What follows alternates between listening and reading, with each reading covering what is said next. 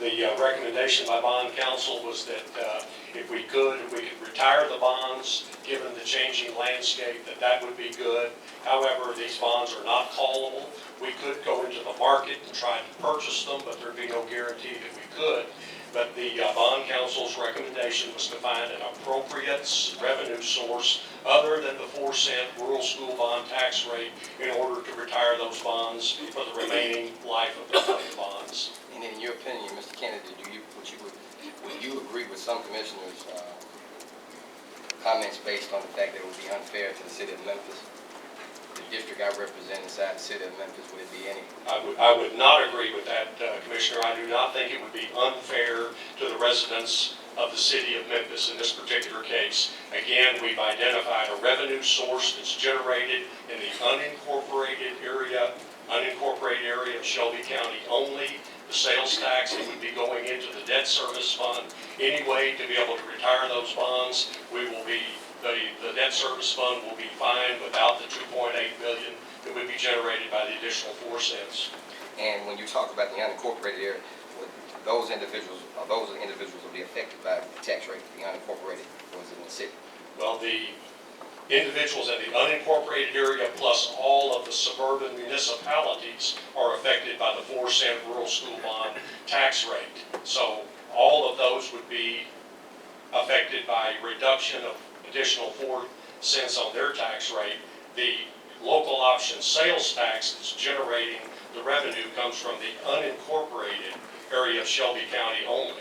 That's the only sales tax, local option sales tax that we get in the counties from the unincorporated. The municipalities benefit from the local option sales tax in their boundaries. Those funds will go toward retiring the bond. That is exactly correct. And then I want to talk about a deal that was made with the previous commission. I was not here, I was not elected at that time. Was that a friendly agreement between commissioners at that time, or was that an agreement that we have on paper where we can see it? I can't speak to the agreement that was made. I wasn't part of the administration at that time.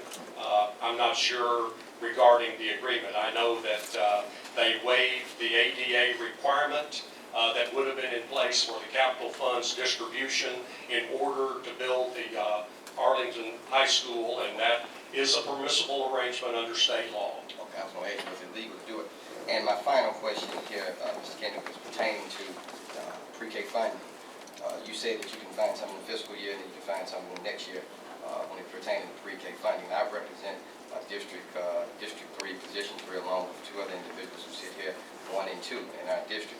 There are over 5 or 6 schools closed in the district. Education disparity is at its all-time low. We know that young men and women receiving educational opportunity early on in life are shown to do better, shown to be more progressive. When we start to talk about pre-K funding, which I've been a proponent of from the state level all the way down to this level, to give everybody an opportunity to receive a great education. But when we start to talk about the people inside of the district, we start to talk about some of the schools in the district, which a lot of them have been closed, have been merged and combined. I hear now that they're saying that there may be a private entity that comes in to represent or administer, Mr. Mayor. How would you all go about as far as the people making a decision or putting in this particular situation, Ms. Kennedy?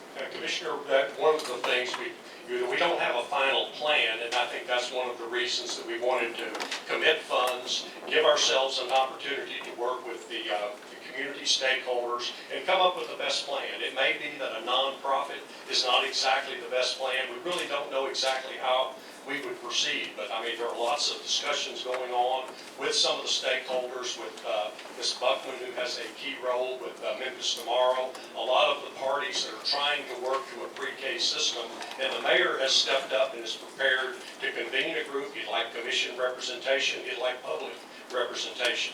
So let me let him speak to that. He's trying to put that together right now. Yes, sir, Director. Mr. Chairman, if I may. Absolutely, Mr. Mayor. Thank you.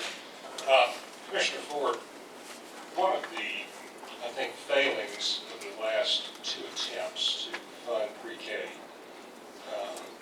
in part was that expecting the public to vote in favor of a tax increase is virtually impossible unless you've got all of your ducks in a very tight row.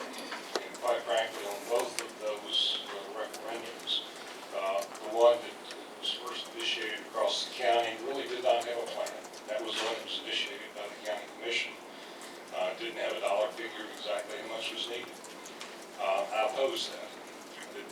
chance and it was sustainable, and I didn't think the public would accept it. The second attempt that was made by the city of Memphis, they at least had a plan.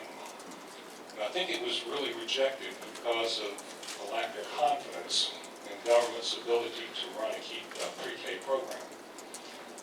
You find very few people who are opposed to pre-K. Finding the right mechanism to really be the vehicle for moving it forward, I think has been the challenge for all of us.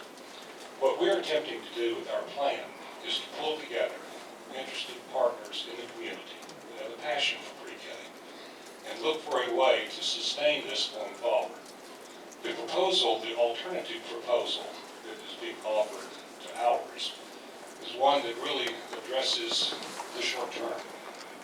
What we're proposing is something that has sustainability, that as the county continues to grow, and we are showing some degree of growth in our economy in the county, and that's really the genesis of this proposal that we've made today, is that we did see a little bit of an uptick in our revenue projections, thanks to some fine work that was done by the trustee and several others.